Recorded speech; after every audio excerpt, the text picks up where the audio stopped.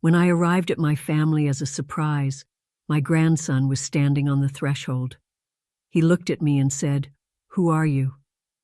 My heart was squeezed with pain. Stay with us until the very end to find out how the story ends. We look forward to your comments and thoughts on the story. I hadn't seen my daughter in nearly 2 years. Life had a way of slipping past while you're waiting for the perfect time to call, to visit, to reconnect. She moved across the country with her husband and son, my only grandchild, and every day that passed without their voices made the silence in my home feel louder. So I packed my things and bought a ticket. No warnings, no long emotional phone calls, just a quiet decision to go. I told myself it would be a surprise, a happy one. The flight was long, the taxi even longer. But as we pulled into the driveway of the modest blue house on the corner, I felt my heart speed up in that old, familiar way, like it used to when I'd walk into school plays or Sunday dinners, carrying homemade pies and too many hugs. This time, I was carrying just a small suitcase and a heart full of hope.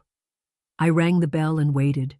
A few seconds passed before the door creaked open, and there he was, my grandson, my sweet brown-eyed boy, now tall and lean, with tousled hair and a face shaped by time I hadn't seen pass.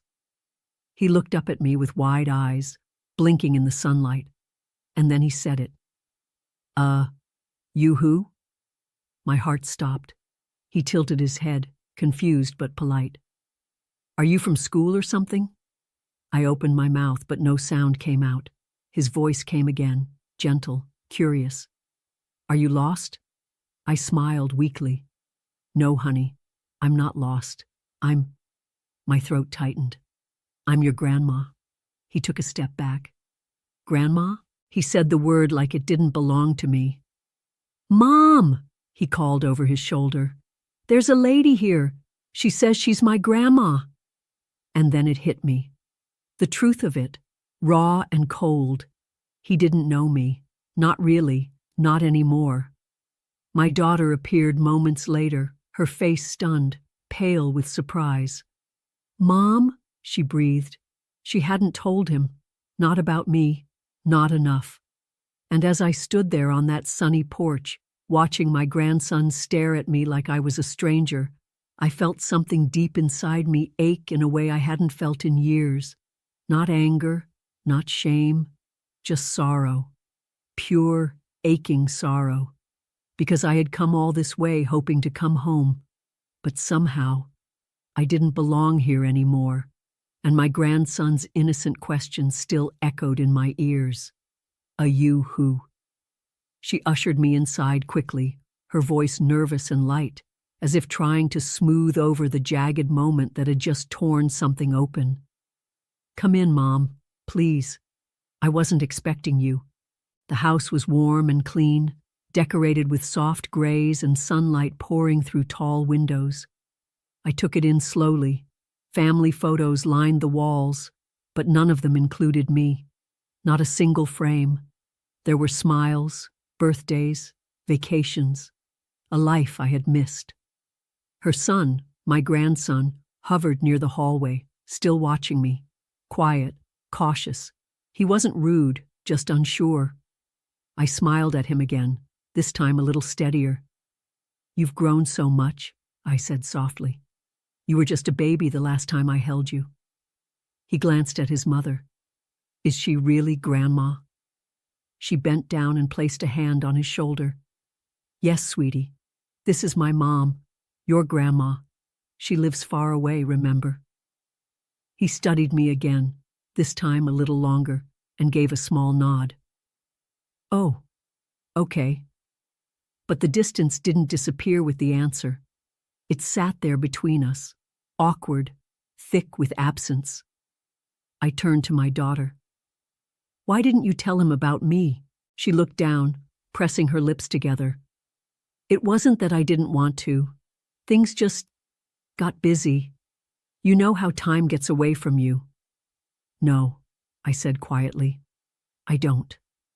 She sighed, walked into the kitchen, and motioned for me to follow. I did. We stood there like two women who used to be closer, now trying to pretend it hadn't all changed. "He doesn't even know my name," I whispered. "He does now," she said too quickly. I wanted to ask why the calls stopped, why she drifted, why she had let the bond between us fray so quietly that I hadn't even noticed it snap. But I didn't. Not yet. Instead, I poured a glass of water and sat at the kitchen table like a guest in a place that once would have felt like family. Her son peeked around the corner. "Can she stay for dinner?" She hesitated. I looked down, pretending I hadn't noticed the pause, but I had. "Of course she can," my daughter said eventually. "She's family," but something in her tone told me this was no longer a truth she felt, just a fact she couldn't deny. And I realized rebuilding wouldn't start with warm welcomes or instant recognition. It would begin with small things, quiet dinners, careful words, and me, sitting across from a boy who didn't know my name, learning, one moment at a time, how to become a grandmother again. Dinner was quiet. The clink of silverware filled the spaces where conversation should have lived. Her husband, Mark, was polite, if not surprised. He greeted me with a quick hug at the door, offered to take my bag upstairs, and asked if I liked salmon. That was the extent of our exchange. We all sat around the oak dining table, 4 chairs, one of them now filled by someone who hadn't been expected. Me. My grandson, Evan, sat across from me. He watched me more than he ate, as if trying to figure out who I used to be in his story, or whether I had ever been in it at all. "So, Evan," I said gently, trying to smile, "do you like school?" He shrugged. "It's okay." "He's into science," my daughter added quickly. "Loves space, volcanoes, anything that explodes." Evan gave a small grin. "Not anything, just the cool stuff." I chuckled. "That sounds exciting. I remember when your mom used to drag home jars of pond water, trying to find tadpoles." He blinked. "She did that?" "She did," I said. "Then she'd forget the jars under her bed and blame the smell on the dog." That got a real laugh from him. Even my daughter smiled, though she kept her eyes down on her plate. It was something. Small, but something. We moved on to talk of summer plans, school projects, the weather. Not one word about why I had really come, or how long I planned to stay. No one asked, and I didn't offer. After dinner, Evan helped clear the table without being asked. As he passed me with a stack of plates, he glanced sideways. "You really came all the way here just to see us?" I nodded. "I did." He paused. "But you could have called." It wasn't cruel, just honest.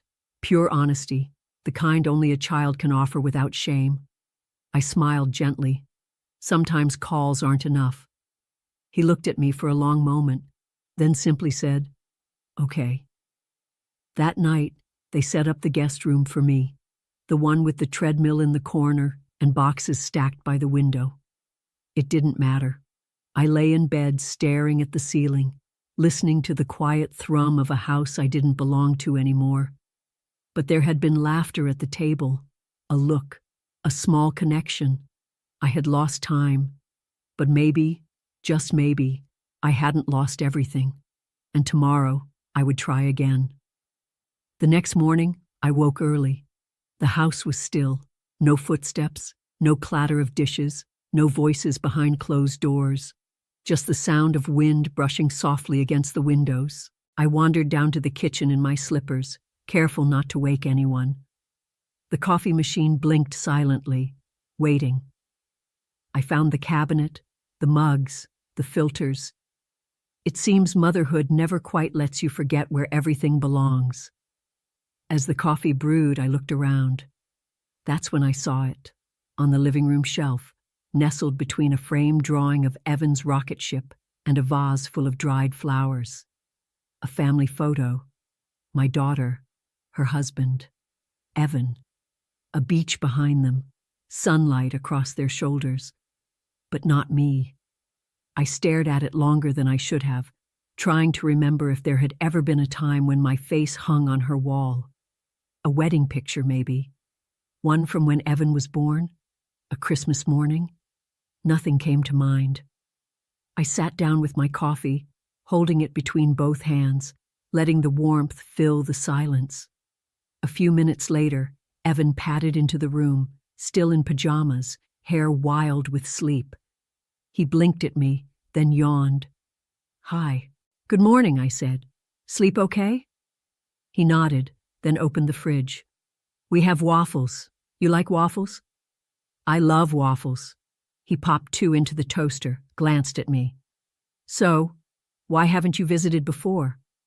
There it was. I swallowed, set my mug down. "That's a good question." He didn't interrupt, just waited, standing barefoot on the tile, watching me with wide, honest eyes. "I should have," I said. "A long time ago, but things got complicated between your mom and me, and then too much time passed. I didn't know if I'd still be welcome." He tilted his head.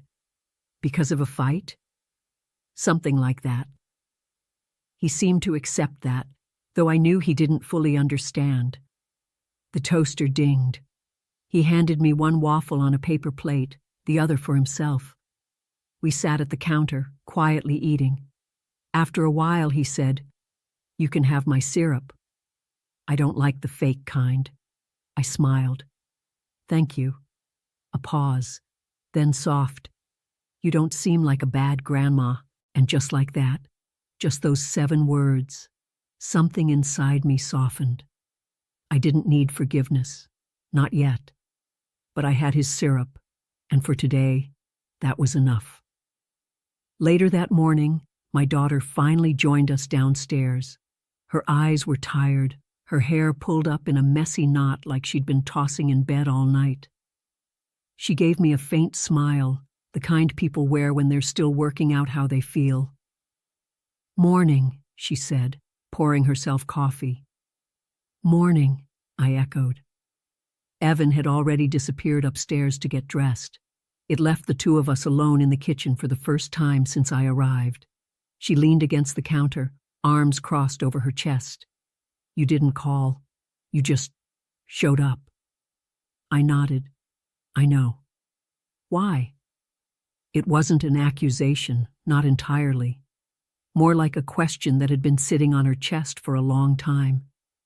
"Because I missed you," I said. "Because I missed him. And I was tired of pretending that missing you both didn't hurt." She looked down into her coffee cup, swirling the liquid with quiet fingers. "It's been years, Mom." "I know. You didn't come after the move, or after Evan started school, or when he got sick last year with that awful flu." "I wanted to," I said. "I almost did. But I didn't know if I was still allowed." She looked up, surprised. "Allowed?" "You stopped calling, stopped sending pictures. I figured I had been cut out." I paused, heart thudding. And maybe I didn't fight hard enough to stay in. A long silence passed between us, heavy with everything we'd never said. She sighed. "Life got busy," she said. "Mark and I were building everything from scratch out here. Evan had trouble adjusting. I thought I'd call you once things settled down, but things never did settle. And after a while, I didn't know how to pick up the phone anymore." I nodded, understanding her more than I wanted to admit. "And now I have this boy," she added quietly, "who doesn't know his grandmother. And I don't know how we got here." I swallowed hard. "But we are here, and we can still do something about it." She looked at me, and for a moment, I saw the girl she used to be, the one who would curl up beside me on the couch and fall asleep to the sound of my voice reading bedtime stories. She didn't smile, but she didn't turn away either. "That's why you came, isn't it?" she asked. I nodded. "Yes, for him, for you, For us. She turned toward the window, blinking against the sunlight. I don't know how to start over. Then let's not, I said gently. Let's just begin. She didn't answer, but she stood beside me, and that, for now, was enough. That afternoon, Evan brought me a box from the hallway closet, an old one, a little dusty, with peeling corners and a strip of masking tape across the top labeled Mom's Stuff. I thought maybe you'd want to see these, he said, setting it beside me on the living room rug.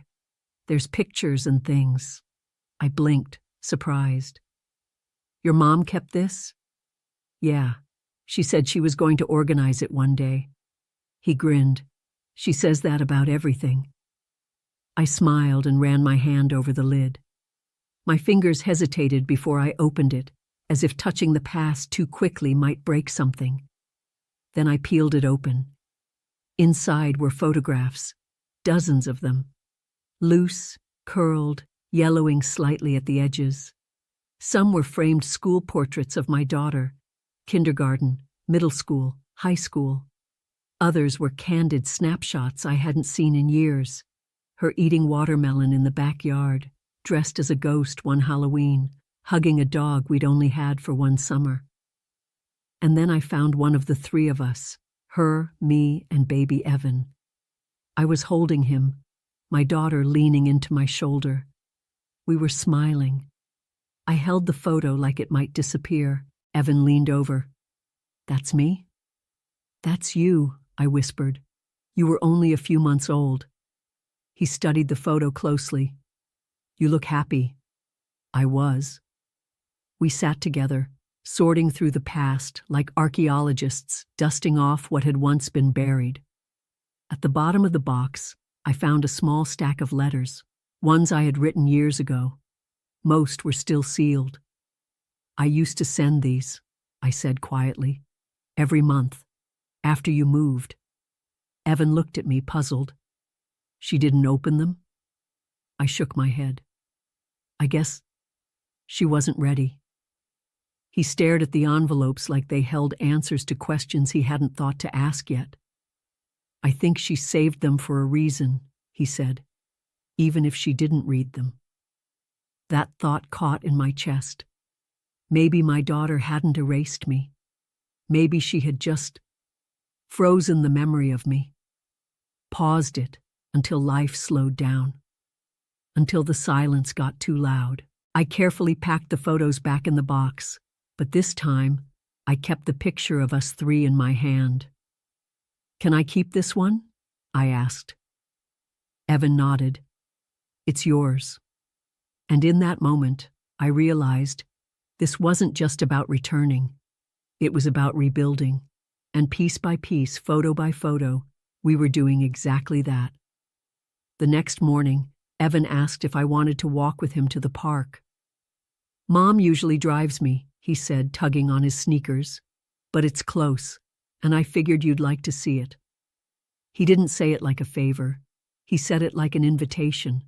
A small, precious offering from a boy still deciding if I belonged. I'd love to, I said, already reaching for my coat. The air was crisp, not cold. The kind of weather that makes your cheeks pink and your lungs feel clean. We walked slowly down the sidewalk, the rhythm of our footsteps filling the spaces where words didn't need to live. He pointed out things as we went. His school, the corner where the ice cream truck always parks in summer, the neighbor's dog that never stops barking. I listened like every detail mattered, because to him, they did. When we reached the park, he ran ahead, dropping his backpack onto a bench and jumping onto the monkey bars. I'm faster than I was last year, he shouted. Want to time me? I laughed. All right, on your mark. He swung, climbed, jumped, beaming the whole time. I clapped when he landed, and he gave a mock bow. It was simple, small, and yet I hadn't felt that kind of joy in years. After a while, he sat beside me, breathless and pink-faced. You know, he said, you don't seem that old. I chuckled. Thanks, I think. He looked up at me, serious now. Do you think you'll visit more? The question held something delicate. Hope, maybe. A testing of the waters. If I'm welcome, I said softly. You are, he replied almost instantly. I smiled, but I didn't speak. I didn't want to ruin the moment with too many words. On the way back, we stopped at the small grocery on the corner, and he insisted on picking out cookies for us to share. He grabbed my hand at the register without thinking, and for a moment, I let myself just feel it. His tiny fingers wrapped around mine like it was the most natural thing in the world. Because maybe it was. Maybe love doesn't need to be earned through grand gestures or years of presence. Maybe sometimes love just finds a way back in. One park bench, one cookie, one quiet walk at a time. That evening, after Evan had gone to bed and the house had grown still again, I found myself alone in the kitchen, washing dishes not because they needed it, but because I needed something to do with my hands. The soft clinking of plates filled the silence until I felt a presence behind me. Mark. He stepped into the doorway quietly, arms crossed, watching me for a moment before he spoke. You didn't call before you came. It wasn't angry, just plain, honest. I turned off the water and dried my hands. I know. She wasn't prepared for this, for you. I nodded. I wasn't sure I'd have the courage to come if I gave her the chance to say no. He walked farther into the room, leaning against the counter. You hurt her. I know that's not easy to say out loud. But it's true. I do say it, I replied. Every day, in my own way, and I carry it with me. He looked down, then said, You weren't a bad mother. But things got complicated. That they did. For a while, we both just stood there, letting the weight of unspoken things settle between us. I had never known Mark well. He married my daughter during the stretch of time when our relationship had started to fray. I wasn't there for the wedding, not by invitation, and not by choice. I told myself it was distance, schedules, logistics, but really, it was pain and pride. He finally broke the silence. Evan likes you. I like him too. He asks about you when you're not in the room, Mark added, glancing up. That means something. I folded the dish towel slowly, choosing my words.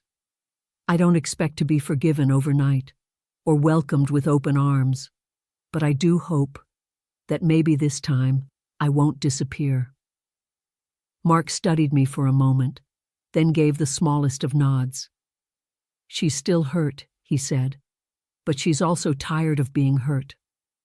I'm not here to reopen wounds, I said softly. I'm here to help heal what I can, even if it's just by being present.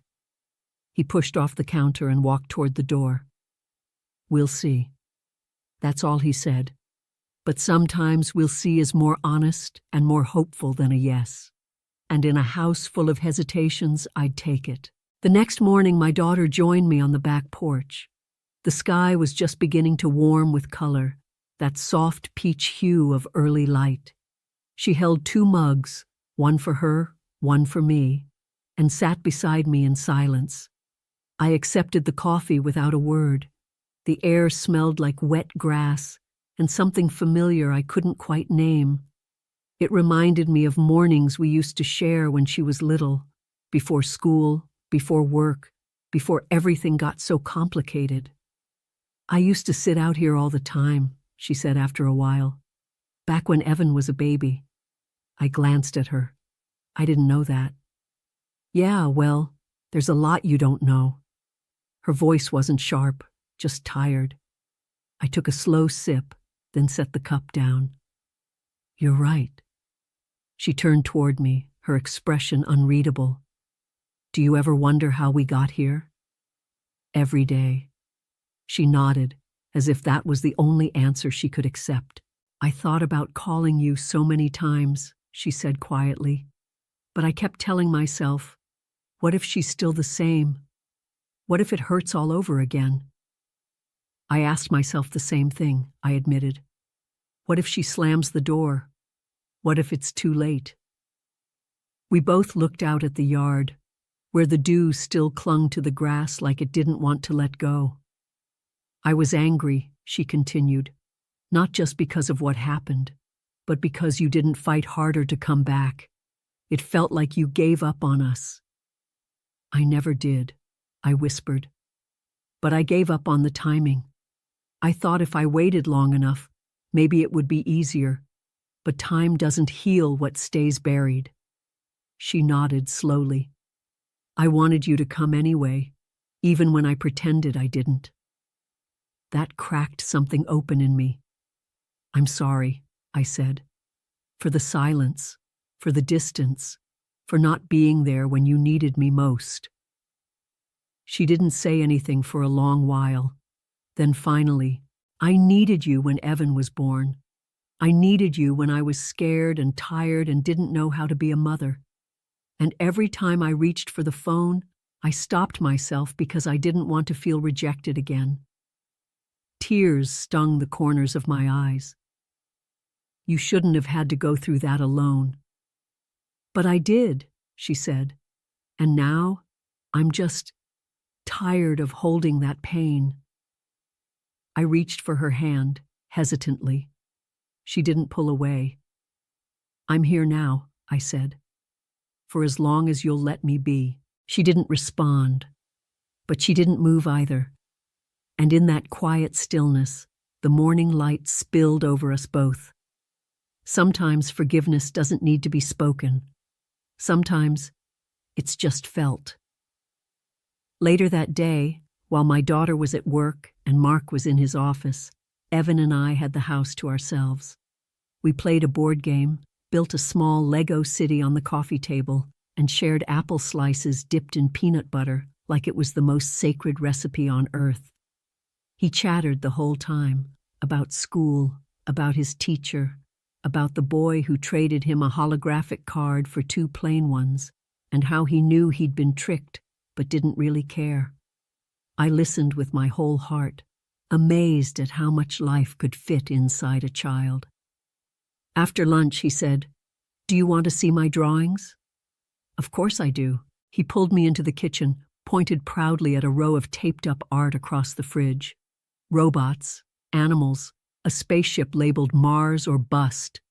And then, off to the side, one I hadn't seen before. It was us. Stick figures, yes, but clearly labeled in his uneven scrawl, me, Mom, Dad, Grandma. I felt my breath catch. It wasn't just that I was on the fridge. It was that I was in his picture, in his world. "You drew this?" I asked, trying to steady my voice. "Yeah," he said, a little shy now.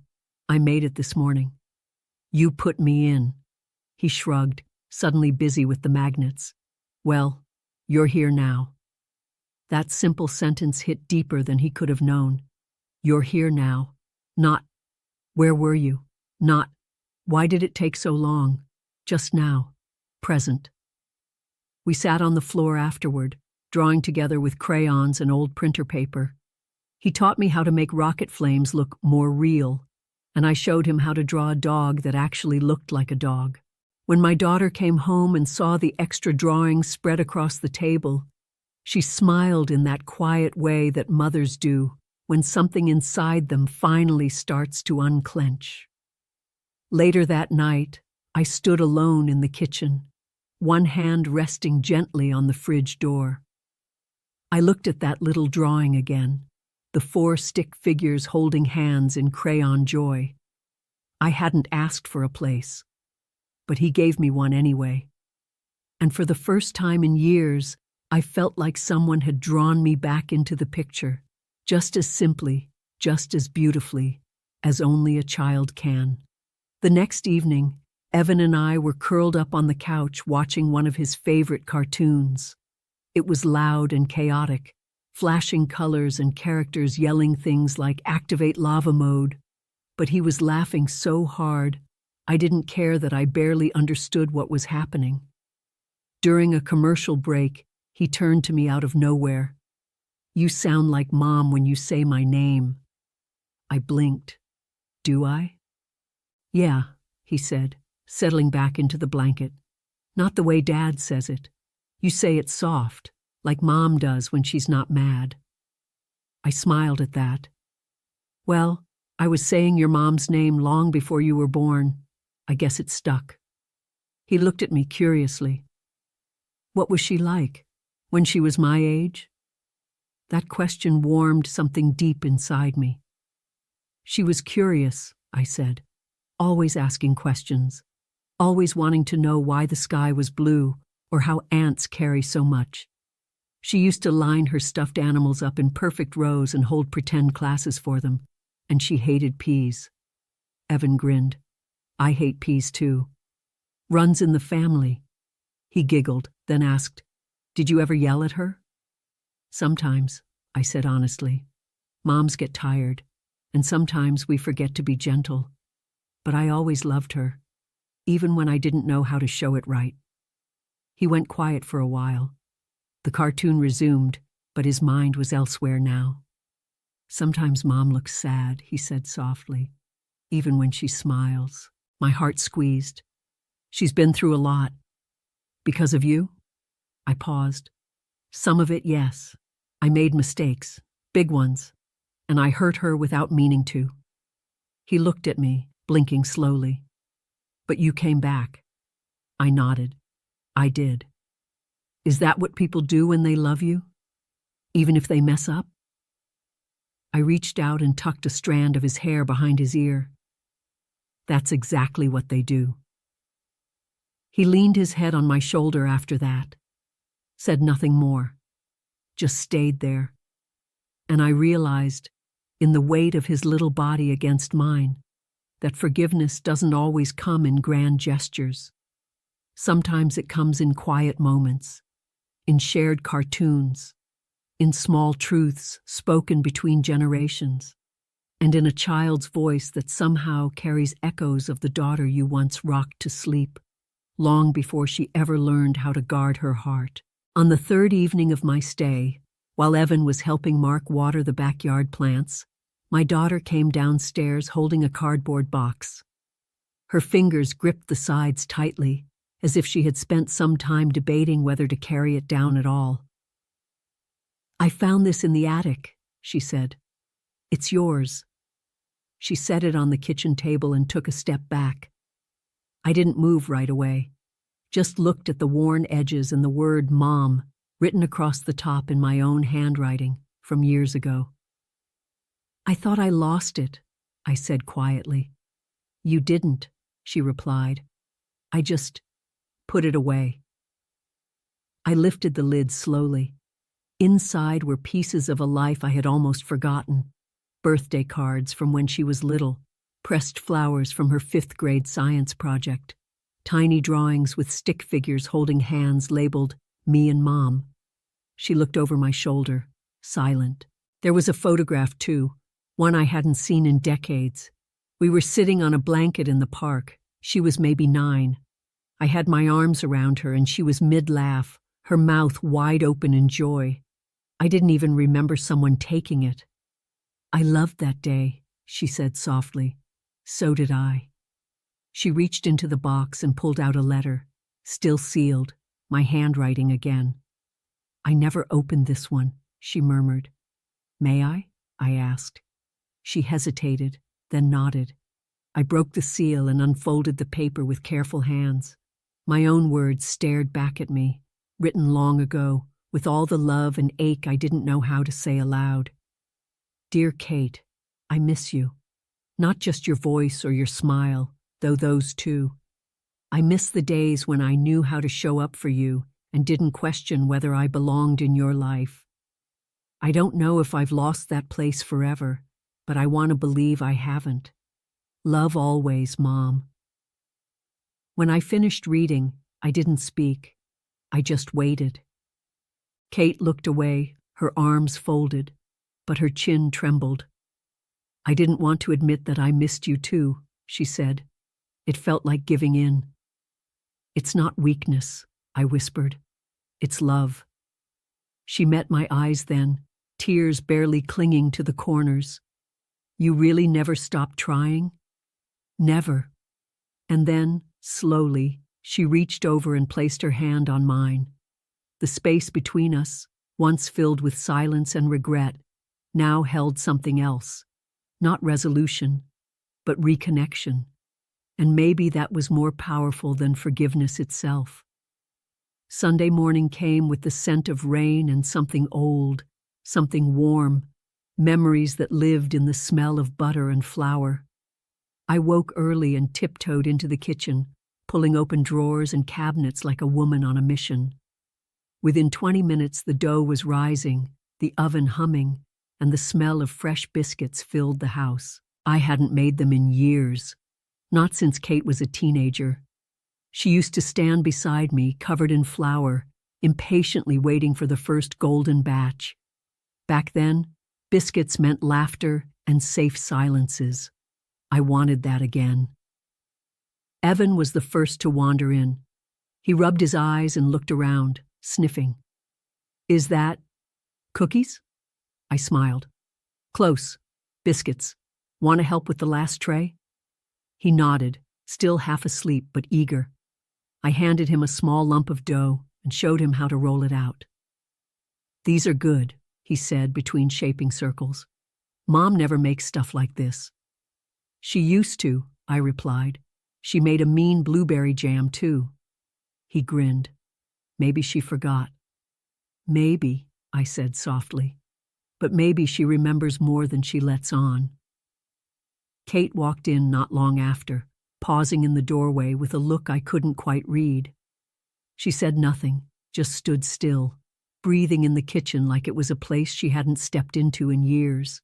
I remember that smell, she said eventually. I didn't speak, just smiled and kept brushing the tops with melted butter. She came closer and picked up one of the warm biscuits, tearing off a piece and popping it into her mouth. Her eyes closed. Still the best. Evan took another one, slathered it with too much honey, and gave a dramatic thumbs up. We sat down together, the three of us, at the kitchen table. It wasn't planned, no ceremony, just a moment that felt like home, unexpected and real. I forgot how good this feels, Kate said. What does? I asked. This, she gestured around. The kitchen. You. Biscuits. I looked at her, my heart full. We don't have to forget anymore. She nodded slowly, then reached out, tearing another biscuit in half. And just like that, something shifted. Not everything was healed. Not yet. But for the first time in years, we were breaking bread again. Not as strangers, as family. That afternoon we were all out in the front yard. Evan was riding his bike in lazy loops up and down the sidewalk, while I trimmed the garden bed that had been begging for attention. Kate sat on the porch with a book in her lap, not really reading, just watching, soaking it all in. That's when the neighbors came by. A couple, pleasant, chatty, the kind who always bring too much casserole to every community potluck. The woman waved as they approached. Well, hello there, she called to Kate. Didn't know your sister was in town? Kate smiled, closed her book, and stood. Not my sister. This is my mom. The neighbor blinked, thrown off for a moment. Oh, well, of course. You just look so young, I assumed. She covered the awkward pause with a laugh, and Kate laughed too, smoothing the moment over like she always did. And you must be Evan's grandmother, the man added with a nod in my direction. I straightened up, brushing dirt from my gloves. That's right. Well, it's good to meet you, the woman said. We've heard lots about the family, though I don't think we ever heard you had company coming. Kate's smile faltered just briefly. It was a surprise visit. Oh, the woman said, sensing something unspoken. Well, it's lovely to see 3 generations together. They chatted for a few more minutes, then went on their way, leaving behind a silence that settled heavily on the porch. Kate sat down again. I joined her, removing my gloves and placing them in my lap. "You didn't tell anyone about me," I said gently. She sighed. "It wasn't intentional. I just didn't talk about you much." "Because it hurt?" She nodded. "And because I didn't know how to explain what we were." I looked out at Evan, still circling the driveway like a comet in his own orbit. "And now?" I asked. Kate looked at me. "Now I want to talk about you. Not the version I buried, the real one." I reached over and placed my hand on hers. "Then start whenever you're ready." She turned to me. "I already did, when I called you Mom in front of someone else." And it hit me, how fragile that word had become between us, how much it meant now that she was saying it again. She could have said, "This is Helen." She could have said nothing at all, but she didn't.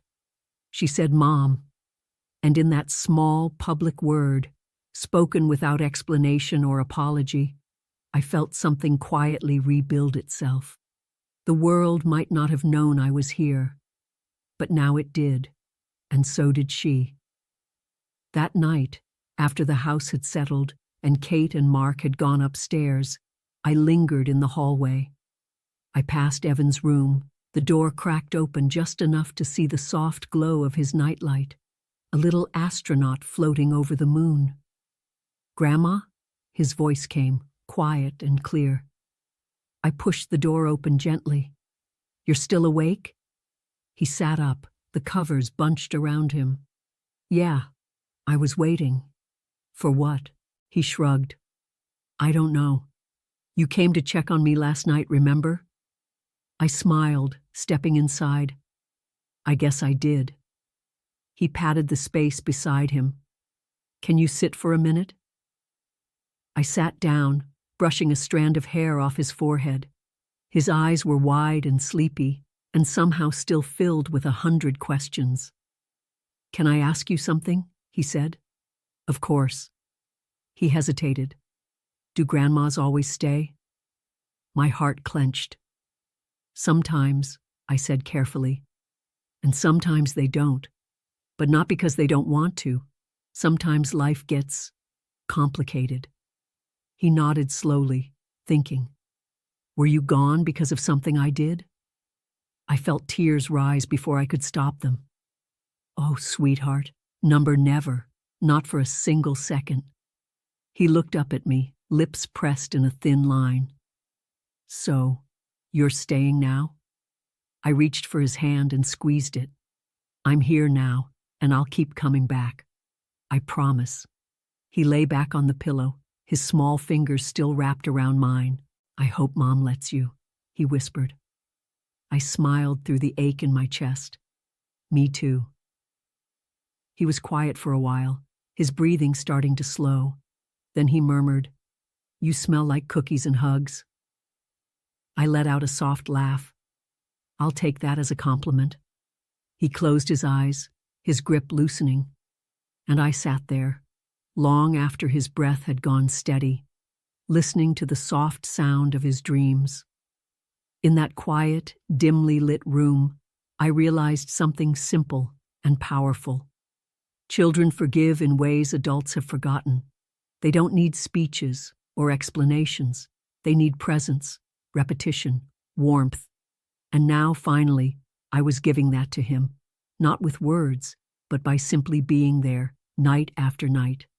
And this time, I intended to stay. The next morning, I woke up to the smell of toast and the sound of footsteps moving quickly downstairs. I pulled on a sweater and made my way to the kitchen, expecting to find Evan or maybe Kate moving around. But the room was empty, except for one thing, a folded piece of paper on the kitchen table, my name written on the outside. Mom. I stood there for a moment, just staring at it, not touching it. My hands felt heavier than usual, like they knew this letter would carry more than words. Carefully, I opened it and sat down as I began to read. Mom, I don't know what made you show up when you did. Maybe something in the air changed, or maybe you just knew I was tired of pretending I didn't miss you. I was angry for a long time, and beneath that anger was disappointment, and beneath that, pain. I felt like you stopped showing up for me right when I needed you most, and it was easier to shut the door than admit how much that hurt. But then you came, and Evan met you, and you sat on the floor with him and built Lego towers, and you made biscuits like nothing had ever broken. And I remembered. I remembered how it used to feel to be your daughter. I'm not ready to say everything's okay. Not yet. But I am ready to say that I want to try. So please, don't disappear again. Stay. Love, Kate. My eyes blurred by the end, tears slipping down my cheeks before I even realized I was crying. She had written what we'd never said aloud, and somewhere between each line, I felt something shift inside me. Years of weight I didn't know I was still carrying, beginning to lift. I folded the letter carefully and pressed it to my chest for a long moment. Then I stood and poured 2 cups of coffee. Kate came down a few minutes later, hair still damp from the shower. She paused when she saw the cups. "You read it?" she asked. I nodded. "And?" I handed her a cup. "I'm not going anywhere." She didn't speak, just nodded slowly, then sat across from me. We didn't need to rehash what was written. It was already enough. Sometimes healing comes quietly, not in confrontation, but in handwritten words left on a kitchen table, waiting for morning light. That afternoon, Kate asked if I'd like to pick Evan up from school. "Really?" I said, surprised. She hesitated, then gave me a small, genuine nod. "Yeah, I think he'd like it." It was a simple offer, but one that meant more to me than I could say. It meant trust. It meant a shift. It meant she saw me not just as a guest in her home, but as a part of their day, their routine, their lives. I got to the school 10 minutes early, sitting in the line of parked cars, watching parents gather along the sidewalk. I'd never done this before. Not once. Not for preschool drop-offs or birthday pickups. I had missed all of it. But here I was now.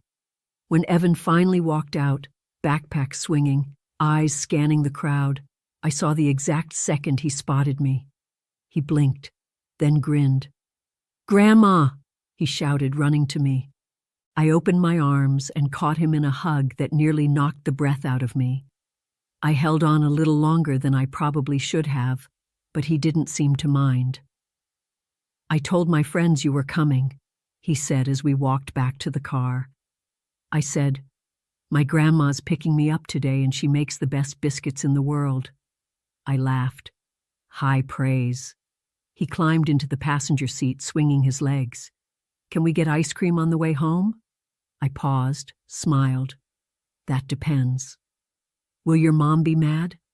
He tilted his head, grinning. "She might, but maybe you can just not tell her." I gave him a look, feigning shock. "Are you asking me to keep a secret?" He giggled. "I'm just asking if you know how to be a fun grandma." I laughed and started the car.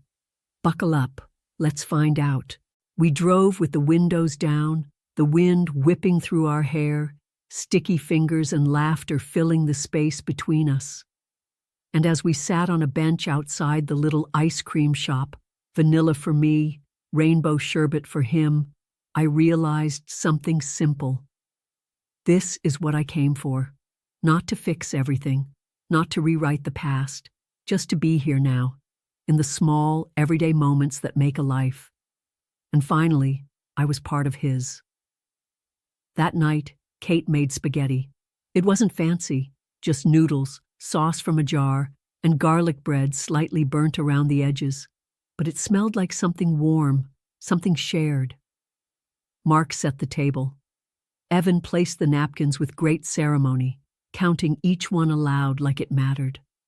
And I I watched it all from the kitchen doorway, trying not to let the emotion rise too high. "Come on," Kate said, waving me over. "It's just dinner." But it wasn't. It was family dinner. The first I'd been a part of in years. We sat down, passing bowls, sharing the bread that was both too crunchy and somehow perfect. Mark asked Evan about school. Kate rolled her eyes at Evan's exaggerated stories. I listened and laughed and offered second helpings like it had never stopped being natural. At one point, Evan turned to me with a noodle hanging from his lips. "Grandma, do you know how to make spaghetti better than Mom?" Kate shot him a playful glare. "Careful." I raised an eyebrow. "I might have made a few better versions in my day, but your mom's is edible." Kate snorted. "Gee, thanks." Evan giggled so hard he nearly choked. We all laughed then. Not the polite kind, the real kind, the kind that lifts a weight off the room. When the plates were cleared and the dishwasher hummed softly in the background, we stayed at the table. No one said it, but none of us wanted to get up just yet. Kate finally spoke. "I forgot how nice this could be." I nodded. "Me too." She looked across the table at me, something softer in her eyes than I'd seen before. "I think Evan's happier with you here." "I know I am," I said. Mark leaned back in his chair, arms folded.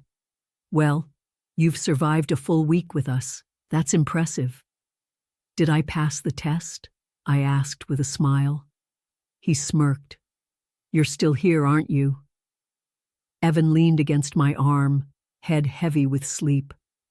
I wrapped my arm around him and held on.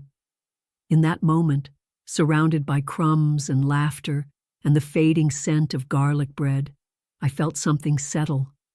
I was no longer just visiting. I was part of something again. Not perfect, not polished, but real, and ours. The next morning, while the house was still quiet and sunlight spilled through the kitchen window, I found the old photo album on a shelf in the hallway. Its leather cover was cracked, its corners worn. I pulled it down, brushing off a thin film of dust, and carried it to the table. I hadn't seen it in years. Inside were the frozen moments of our life before everything fell apart.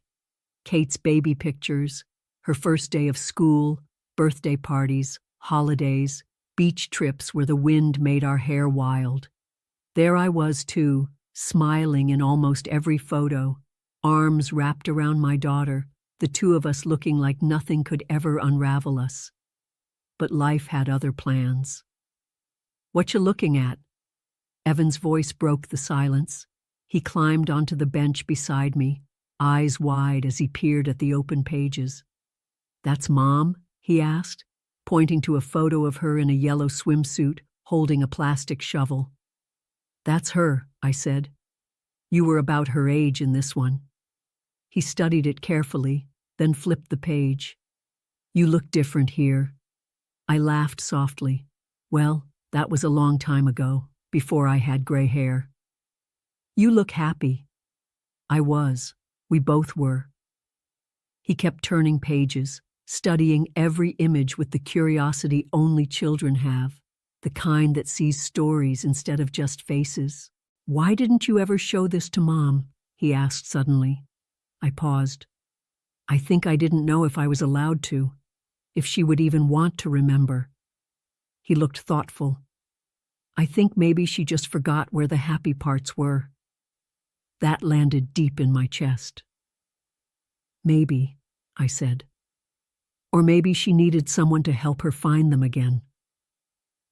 When Kate walked in later, she froze at the sight of us flipping through the album. Her eyes flicked to the cover, then to the photos scattered across the table. "I haven't seen that in years," she said.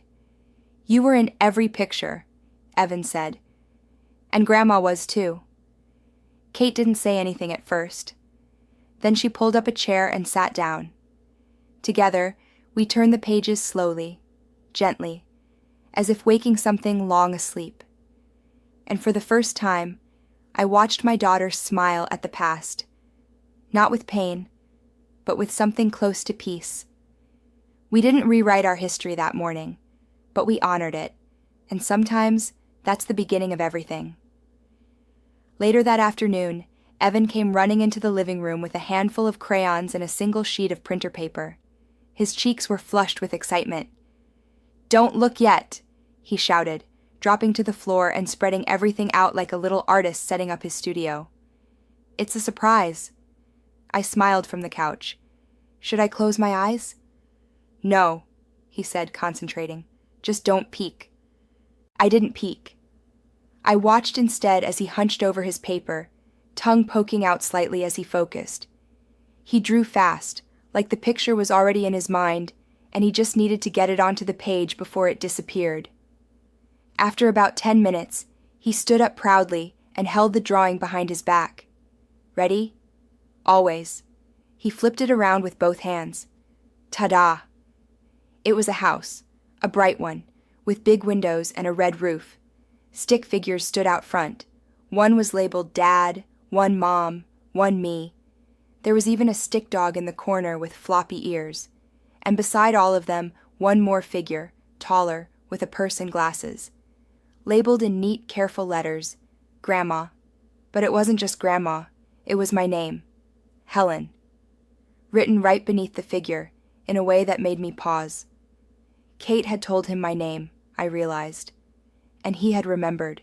Something about that small act, putting my name in the picture, not just the title, made my throat tighten. I wasn't just an idea now, not just someone from the past. I was known. "This is us," Evan said proudly. "Our house, our family." I reached for the picture with gentle hands. "It's beautiful.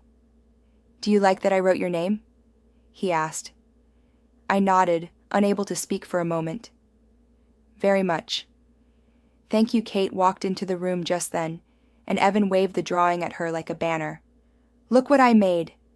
She leaned over, taking it in. Her eyes flicked to the name beneath my stick figure, and for a split second, I saw her hesitate. But then she smiled. "You spelled it right," she said. "Nice job." Evan beamed. And I, sitting there with that precious paper in my hands, knew one thing for certain. I wasn't just part of his drawing. I was part of his world now, name and all. A week later, Kate mentioned Evan's school was holding a small end-of-year assembly. "It's nothing big," she said. "Just some songs, a class poem, and maybe a few proud moms tearing up in the front row." She said it with a laugh, but there was something quiet beneath her tone. A pause, a flicker of uncertainty. Then she added, "You can come, if you'd like." I didn't answer right away, because I knew how much that invitation cost her, but then I smiled. I'd be honored. The gym was already half full when we arrived. Rows of folding chairs, little paper programs on every seat, and colorful streamers hanging from basketball hoops. Evan ran off to his classroom to line up with the others. Kate and I found seats near the middle. "Still remember these?" she asked, glancing at the stage. I nodded. "You recited a poem about frogs once. You forgot half of it and made the rest up." She laughed. "That sounds like me." The lights dimmed a little. Teachers ushered in groups of children. And then, there he was. Evan, standing in the second row, his shirt half untucked, his grin wide and nervous. When he spotted us in the crowd, he waved, not to everyone, just to us, to his mom, to me. They sang a silly song about friendship. They read a poem about seasons. A few kids stumbled over their lines, and every parent in the room beamed like it was Broadway.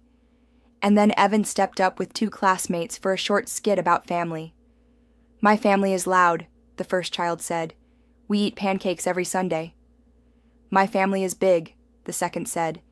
"I have 5 cousins and 2 dogs." Evan stood tall, holding his paper with both hands. "My family is strong," he said clearly, "and even when we mess up, we come back. Because love is bigger than mistakes." I didn't breathe for a second. Kate reached for my hand. The room clapped politely. Parents wiped their eyes. Cameras clicked. And I sat frozen, not because of the moment on stage, but because I felt something shift, deep and permanent, inside me. He had written those words himself, Kate told me later, and he meant them, not as a performance, as truth. That day, I didn't just sit in the audience. I had a seat in his story, and I planned to stay there. On my last morning before the flight, I woke early. The house was still, the sky outside a gentle gray. I walked out to the backyard where dew clung to every blade of grass, and the wind felt like a whisper. The garden was still there, overgrown in places, weeds poking through the corners, but beneath the wild, the bones of something beautiful remained. I knelt down in the dirt without thinking, fingers moving over the soil like muscle memory. I trimmed a few stems, pulled some stubborn weeds, and uncovered the lavender bush I remembered planting with Kate when she was no older than Evan. "You're up early." Her voice behind me made me turn. Kate stood there, arms crossed loosely over her robe, a quiet smile on her face. "Couldn't sleep," I said. "Thought I'd see what I could rescue out here." She stepped closer. "I've been meaning to clean it up, but every time I look at it I think of you, and I guess I didn't know if I was ready." I brushed dirt from my hands and stood. "You don't have to be ready. Things grow even when we're not." She looked down at the lavender, now half visible again, and then back at me. "I don't want you to leave." It was quiet, honest. "I don't want to either," I said. "But I'll come back, and not in years, in months, weeks if you'll have me."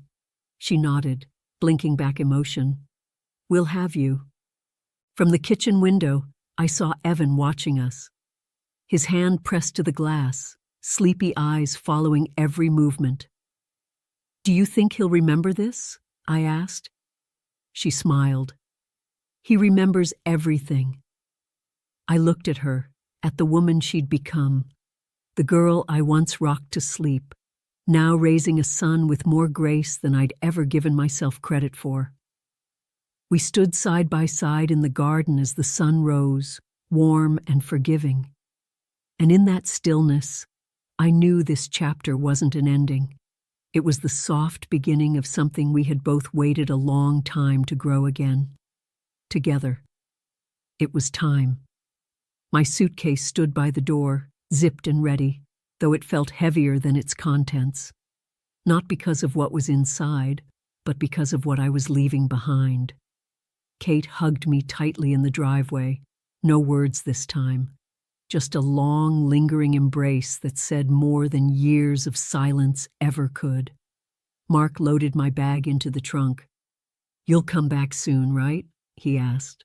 I smiled. "You might not get rid of me that easily."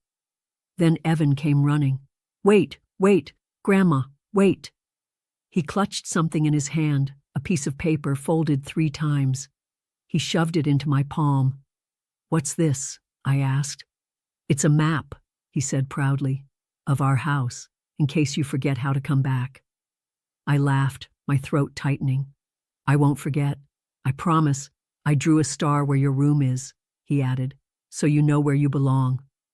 That did it. The tears came, gentle, warm, unstoppable. I knelt and hugged him tightly.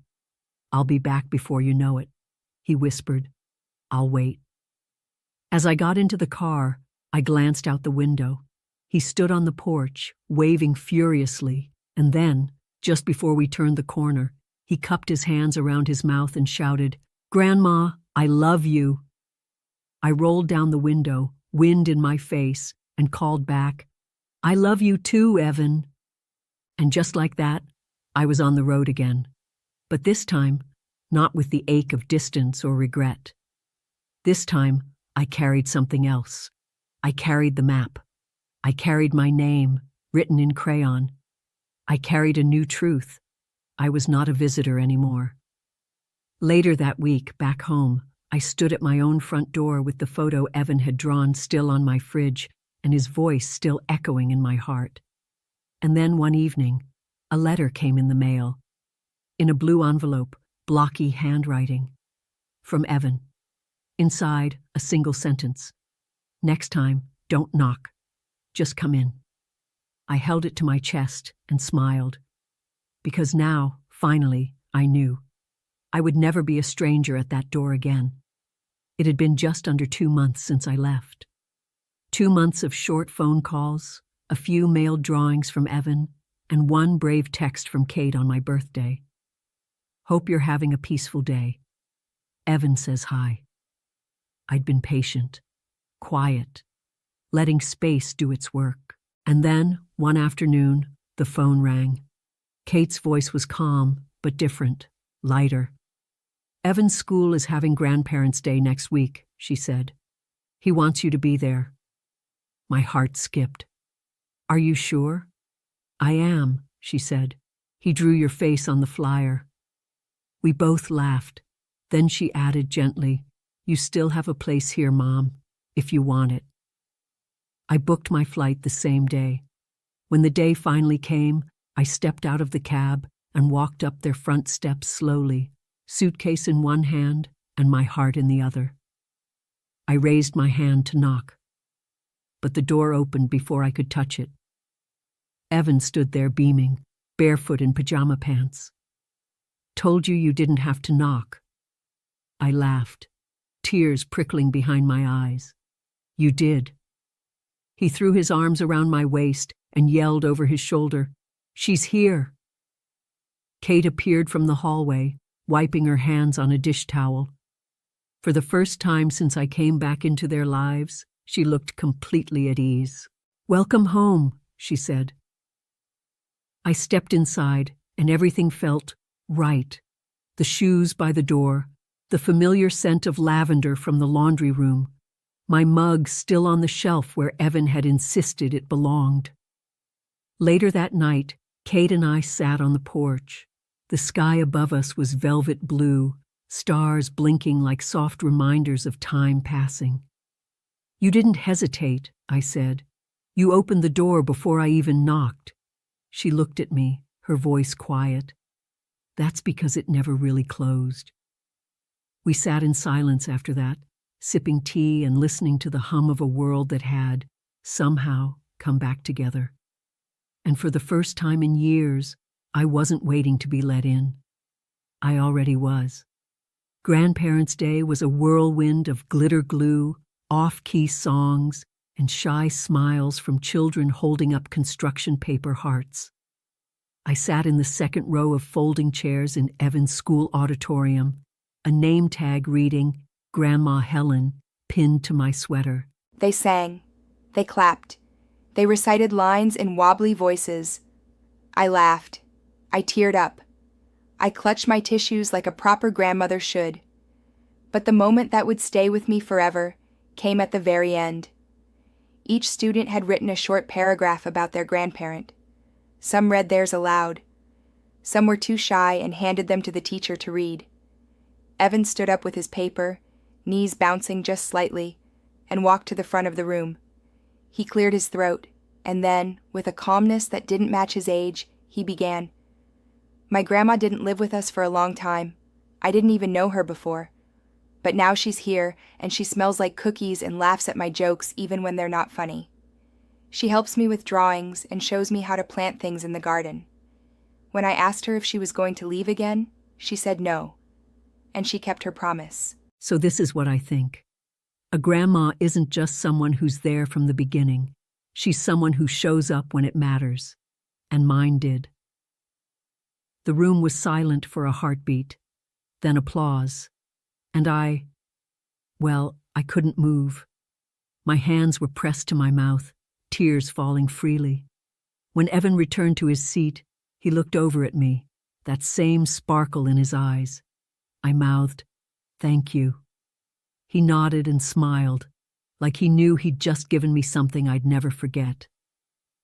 After the program, Kate and I walked back to the car in the soft afternoon sun. She carried Evan's backpack. I carried the memory of his words.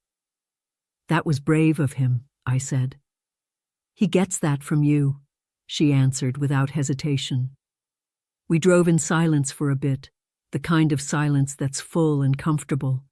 And I thought to myself, not for the first time, I may have missed the early years, but I'm here now. And now is what he'll remember. Not the silence, not the years apart, but the voice that read his love aloud, and the heart that was finally home to hear it.